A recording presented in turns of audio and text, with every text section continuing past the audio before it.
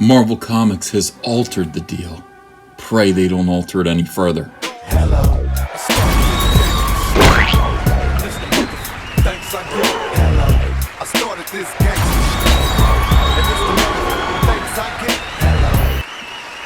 Hey, it's Comic Artist Pro Secrets. You're listening to Ethan Van Sciver, 25-year veteran of the comic book industry, illustrator of future Canadian Prime Minister Dr. Jordan B. Peterson's 12 Rules for Life, creator of Cyberfrog, the biggest crowdfunded comic book of all time, world's most charming man, great big Star Wars fan. By the way, this is Bleeding Cool. One of the worst. Listen, there are a lot of garbage tier pop culture websites out there. This one's actually malevolent. This one actually means to be evil. It means to misreport things. It is entirely disingenuous. Its entire purpose, especially when this gentleman is writing, its entire purpose is to gaslight its readers and to sort of confirm a bias that they already have. It's never to report the news accurately. It's sort of to, annoy people who disagree with them in the way that they report the news.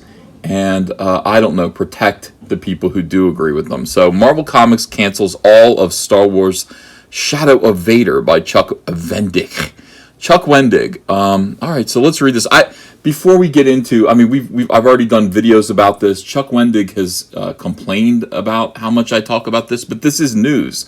This is Star Wars news. It is pop culture news. It is culture war news. And it does need to be discussed. And I have nothing against Chuck Wendig at all. It's just that, this is interesting stuff. All right, so we mentioned last month that Star Wars Shadow of Vader had not been solicited in Marvel solicitations for January. Chuck Wendig had already been fired from the comic after writing the first 3 issues for reasons, look at this right here, for reasons that no one seems to have made any sense of, not even other Marvel Star Wars writers. Okay, so that is, look at this right here. Can you believe this? Close ad. This constant, bombarded with ads and all kinds of viruses and stuff. Don't go to this website. It's bad news. So here's why Chuck Wendig was fired. It's very clear. Chuck Wendig was fired for a string of, the final straw was a string of incredibly vulgar, insulting, divisive tweets regarding Justice Kavanaugh's appointment. They crossed the line. And really, I'm not going to show them again because they're so vulgar, but I do have them on another video if you care to see them. I think I did 2 videos about Chuck Wendig when this whole event happened. These tweets really crossed the line. He had a history of doing this, of course, but I think the fact that he was never disciplined before for making tweets like this, for constantly tweeting out the F word at Republicans, and basically just alienating and dividing the readership of Star Wars. He'd never been disciplined, so he just felt emboldened to continue doing it. And of course, when his peers, who also agreed with him, who were also far leftist SJW NPCs, they agreed with him. They liked seeing him do it. And when he was actually punished for it, it did scare them a little bit. Like, whoa, there's a line that we can cross. We can't just go all out and act like loonies on Twitter. No, you can't. Not when you're writing Star Wars. So that is the reason. The last set of tweets that he tweeted included an offer for people who disagreed with him to eat a boot covered in feces. Now, I'm not sure if they were human feces or animal feces, perhaps dog feces. I don't really know. But it was a step too far. And Marvel had to step in and say, okay, we have to remove you from this project. We have to. No offense. I'm sure they like Chuck Wendig. I'm sure Chuck Wendig is a likable guy. But he does have a potty mouth. We've established that. I established it in another video that he's well aware of his tweeting problem, of his social media addiction and the abuse that follows his social media. The fact that he antagonizes the fans constantly every single day. It came to a head, and Marvel, Lucasfilm, Disney had to let him go. So that is why. People have made sense of it. Marvel Star Wars writers, other writers, Stephen King's son, Joe Hill, actually came out in support of Chuck Wendig. The man had friends. The man had friends who agree, or at least allies. He definitely had allies. I don't know. There's a thing. People say that SJWs don't have friends. They just have allies for now, until it's time to turn on. Look at Chelsea Kane, for example. She had allies until it was time to turn on her, and then they turned on her and consumed her. And Chuck Wendig hasn't gotten there yet, but he may. All right, so here's Charles Soule, who is a DC Comics writer. I guess he works for Marvel as well. I think he writes Star Wars over at Marvel. I know Charles from writing Batman stuff over at DC. He's a nice guy. He says, "Hey, Chuck Wendig, you're delightful, a great writer, and I hope today is better than yesterday. This whole thing puts me in mind of the second thing Obi-Wan says to Vader during their fight in A New Hope, which you obviously will know without looking it up. And if it doesn't have the F word in it, Chuck Wendig doesn't know what it is. But it's, I think it's strike me down, and I will, be stronger than you could ever imagine. What more powerful than you? That whole speech right there. I don't have it memorized. I think that's what they're saying. Chuck Wendig, are you more powerful now than ever? Is Marvel Comics Darth Vader to you? Interesting. Wendig said that it was because of the negativity and vulgarity that my tweets bring. Seriously, that's what Mark Panicia, in quotes here, Wendig name dropped his editor.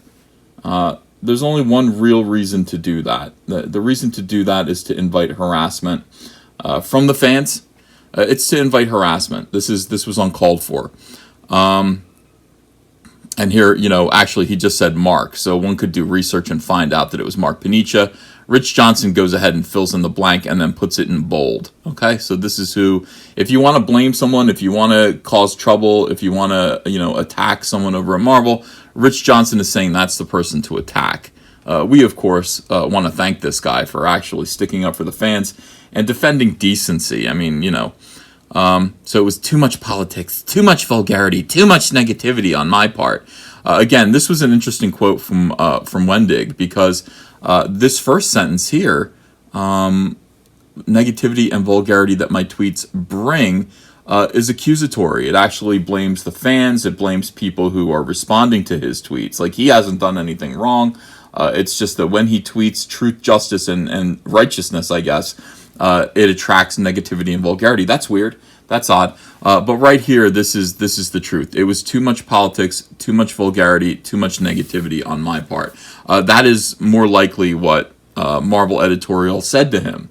Knock it off, you clown. It's like, this is not stuff that we want to be associated with. We're simply trying to sell Star Wars comics. It is believed that these revolved around his tweets regarding the appointment of Brett Kavanaugh as Supreme Court Justice in rather unflattering terms. Well, you could show those tweets, Rich Johnson. Hey, journalist Rich Johnson, you could actually show those tweets to people and let them decide for themselves. But somehow, I suspect, you are not going to show those tweets. You are just going to leave it up to people's imaginations. You're going to leave it in vague terms. This is the same thing people like you did over the James Gunn firing. Hey, these were old tweets. They were jokes. Show the people the jokes. Show the people the tweets, and let them decide for themselves. Because this really is. I mean, when you're talking about a situation like this, you're talking about whether or not people are going to purchase a product associated with a company, and that really does have a lot to do with how they feel. And so people having a visceral reaction to what Chuck Wendig was tweeting and what James Gunn was tweeting, that is reason enough. It's reason enough how they feel reading those tweets, how they feel reading those jokes. It's reason enough to show people, to let them see, to let them make up their minds for themselves. Clearly, Marvel and Disney did make up their minds in both cases. Yeah, sure enough, he didn't. Well, I mean, what is this here? Is that a link to? Oh, all right. So that's a link back to another article. We don't need to read that. Look how dirty my screen is. I think Ava, my daughter, got a hold of it and started playing with the. I put all these video games on here for her. All right, anyway, moving forward. But would Marvel publish his first 3 issues and then drop him for another writer? It seems not. There's no way. Retailers have been told that the first 3 issues are being scrapped and will not be published or resolicited. And that is because when Chuck Wendig was fired for Just Cause, he made such he made such a noise on Twitter. He made such a kerfuffle. He made it a cause celeb. He was the source of outrage that other people on Twitter, on social media, announced that anyone who took over those books would be a scab, should be considered a scab. Almost as though this was going to be a strike, this was a picket line, and anyone who crossed that picket line would be disgraced, abused, harassed by the far left wing in comics. This is why you cannot hire social justice warriors. You can't do it because they put you in situations like this. Marvel Comics would have liked to have published those 3 issues of Darth Vader. There would have been a nice profit in it for them. Their Star Wars comics sell very, very well. In fact, I think their Star Wars comics might be, for the most part, their top-selling comics. They can count on them. Trade paperbacks do really well because they hired a complete idiot, Chuck Wendig, because they hired a douchebag, Chuck Wendig. And Chuck Wendig acted like a monkey, acted like a chimpanzee on Twitter. He had to be fired, and he couldn't just go gracefully. He had to make a noise. He had to get revenge on Marvel Comics. Marvel Comics had to, because they're being coerced, because they're being threatened, they had to go ahead and cancel those 3 issues that they fired him from. Because anyone who would have drawn or written those books would have been attacked by this insane comic book industry. And Marvel Comics, of course, would have to, those books would be under scrutiny. They would receive all kinds of negative attention. And so Marvel had to just say, damn it, we're going to cancel it. There's nothing in it for us to publish these 3 issues anymore. We don't want any more negative attention because we hired Chuck Wendig. And by the way, anybody who is thinking about hiring Chuck Wendig, beware. This is what he will do to your company. Chuck Wendig will go out there. He will make a baboon of himself on social media. When you try to discipline him, he will not listen. He will expose you, call you out by name. He will call out your company staffers by name on Twitter to his massive following of fans. And when you finally are forced to fire him, he will salt the earth behind him. He will burn down the bridge. He will absolutely walk away. What's that little gif of Wolverine? Is it Wolverine walking away from an explosion behind him? That kind of a thing. That's what Chuck Wendig will do to you and your company. So just don't hire him. I think that just makes sense. Most people who are fired do some self-introspection. They think about it for a little while.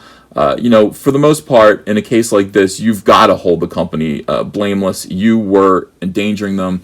You have to just kind of walk away and try to do better next time. But no, Chuck Wendig can't do that. So Marvel Comics had to endure a scandal associated with Chuck. They had to endure having to cancel those comic books and not get the profit that they would have gotten for the company. And now they have to endure a gaslighting, disingenuous article by Bleeding Cool's Rich Johnson over it. Rich Johnson not even being honest about the predicament, not even being honest about the victims of Chuck Wendig, the victims of this situation. And who are the victims? Well, everyone around Chuck Wendig is a victim. Everyone around him is a victim at this point. So expect to find the completed pages stored alongside Chelsea Cain's work on the Vision. That's backhanded right there. Again, Marvel Comics doesn't make choices based on politics like this. I mean, it's the idea that Marvel Comics is targeting far left wingers is absurd. Chelsea Cain's work on the Vision was canceled for reasons that we don't know, but I did a whole video about it and suggested that maybe the fact that it was a 6-issue miniseries that she started 2 years ago and only 4 issues are completed, that might be one of the reasons, and it just might not be very good at this point. So that's the thing. The series was announced with much fanfare at New York City Comic Con, getting the Star Wars novelist to write a new Darth Vader comic book, but it was not to be, and that is, of course, Chuck Wendig's fault. So here, I guess, is the very sad. Yeah, look at the fanfare here. You can picture the confetti dropping. Looks like Emperor Palpatine intervened. Well, if Emperor Palpatine is Chuck Wendig's mouth, then yeah, Chuck Wendig's mouth. His social media intervened, and of course everyone around him, everyone who trusted him, everyone who employed him is going to pay the price. And Bleeding Cool and the far left wingers, the NPCs thereof, are going to cover for him and make sure that he does not take any of the blame for this. And Marvel Comics, is slandered and debased and all of those things. That, again, that is what Bleeding Cool does. So they all stick together, these people. It's up to us to keep our eye on them and keep them honest.